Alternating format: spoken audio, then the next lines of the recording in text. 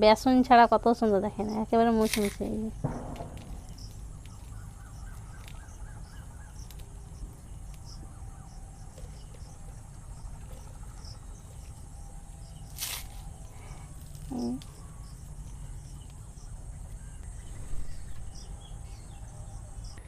আসসালামু আলাইকুম, মেহেক কিচেনে আপনাদের সবাইকে স্বাগত। আজকে আমি এই বৃষ্টির দিনে দারুণ মজার একটা কেরালার ফেমাস, মানে আমাদেরকে পেঁয়াজি বলে, ওদের দিকে কী বলে যায় না, ওই রেসিপিটা বানিয়ে দেখাবো। আর খেতে যেমন সুন্দর, দেখতে আরও বেশি ভালো। আসুন তাহলে দেখে নেন আমি কীভাবে এই নাস্তাটা বানাচ্ছি।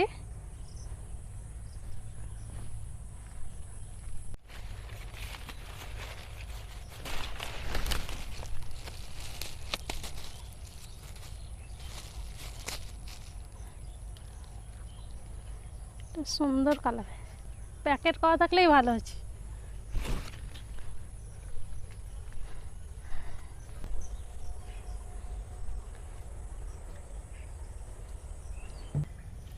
নাস্তাটা বানানোর জন্য যা যা লাগবে সব কিছু আমি রেডি করে নিয়েছি। প্রথমে সবগুলা কেটে নিব।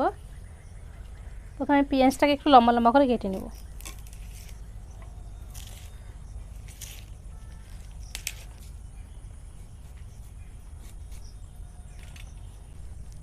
পেঁয়াজগুলো ছিঁড়ে নিয়েছি, এবার কেটে নেব।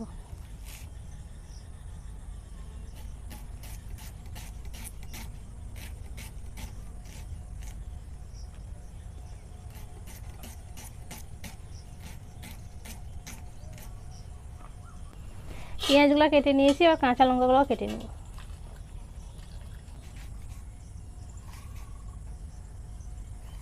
এইভাবে লম্বা লম্বা করে কেটে নিচ্ছি। আর এই লঙ্কাটা আমাদের গাছের, তার জন্য একদম লাল হয়ে আছে। গাছের লঙ্কা আর বাড়িরই পেঁয়াজ, কারি পাতাও বাড়ির, আদাটাও বাড়ির, আর ঘরেরই সরষের তেল নেই, সব কিছু আমাদের বাড়ির।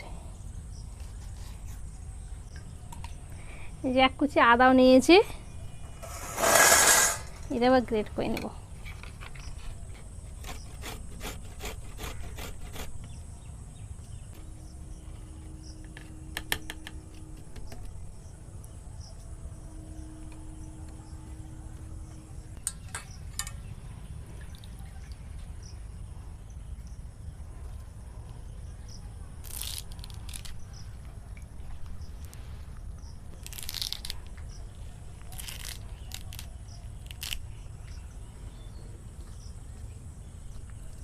সব কিছু কেটে রেডি করে নিয়েছি। এবার একটা বড় বাটি নিয়েছি, প্রথমে দিয়ে দেবো পেঁয়াজ।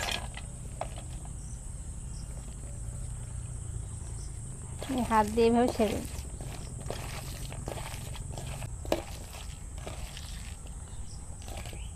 পেঁয়াজটাকে একটু হাত দিয়ে ভালো করে ছাড়িয়ে নিয়েছি। এবার দিয়ে দেবো কাঁচা লঙ্কা কুচি আর আদা,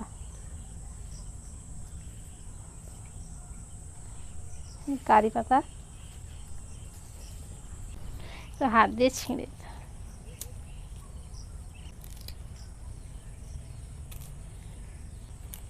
এই কারি পাতা খাওয়া কিন্তু জানেন শরীরের পক্ষে প্রচুর প্রচুর উপকারী একটা জিনিস, কিন্তু আমাদের এদিকে খাবে না, কিন্তু কেরালাতে দেখবেন সবাই কিন্তু কারি পাতা দিবে এই সব কিছুতে। আর আমাদের এদিকে কী করে ধনে পাতা দেবে। ধনে পাতাও ভালো, কিন্তু সব থেকে বেশি ভালো হয় কারি পাতা। এমনি তো খাওয়া যায় না, কিন্তু চানাচুরে তারপরে পকোড়াতে দিয়ে খাওয়া হয়। এবার দিয়ে দিয়েছি স্বাদ মতো লবণ, আর দিয়ে দেবো টক দই।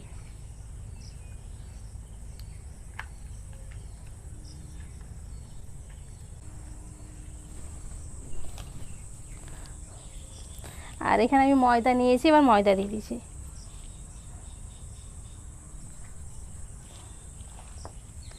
খুব ভালো করে মেখে নেব।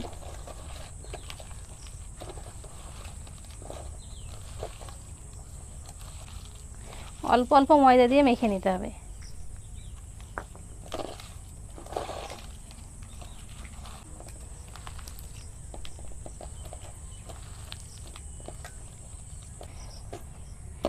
খুব ভালো করে আমি মেখে নিয়েছি।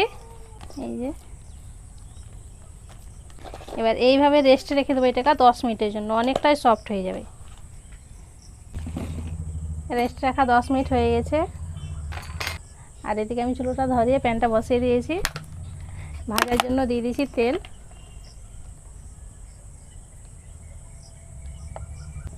তেলটাকে ভালো করে গরম করতে হবে। তেলটা ভালো মতন গরম হয়ে গেছে, এবার হাতে একটু পানি নিচ্ছি। এখান থেকে অল্প করে নিব।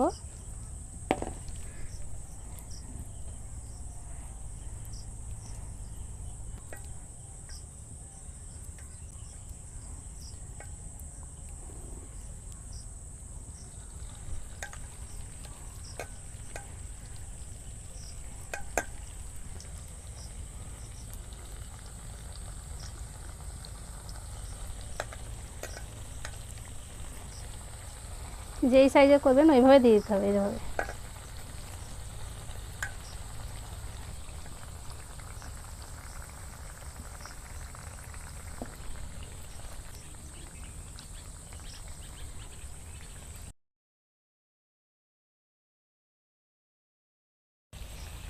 এক পিঠ লাল করে ভাজা হয়ে গেছে, উল্টে দেবো এবার।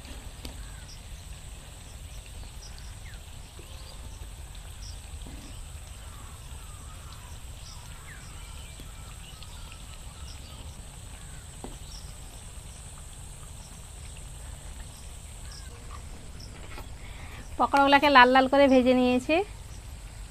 এই যে দেখেন, এইরকম করে ভেজে নিতে হবে।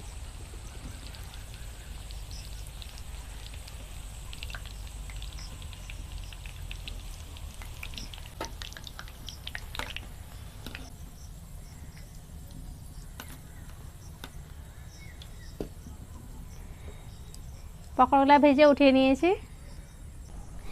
এবার দেখেন পকোড়াগুলো কত সুন্দর হয়েছে, আর দেখতেই দেখেন কত সুন্দর লোভনীয় লাগছে। বেসন ছাড়া কত সুন্দর, দেখেন একেবারে মুচমুচে।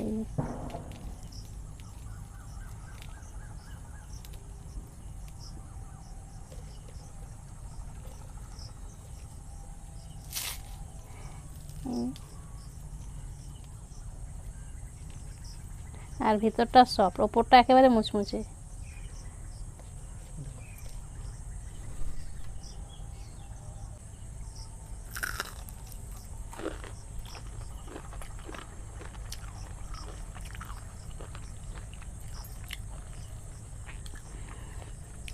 নতুন ধরনের পকোড়া খেতে দারুণ হয়েছে। একবার হলো বাড়িতে বানিয়ে দেখবেন, সামান্য মশলা দিয়ে এটা বানিয়ে দিতে পারবেন, আর খেতেও কিন্তু দারুণ।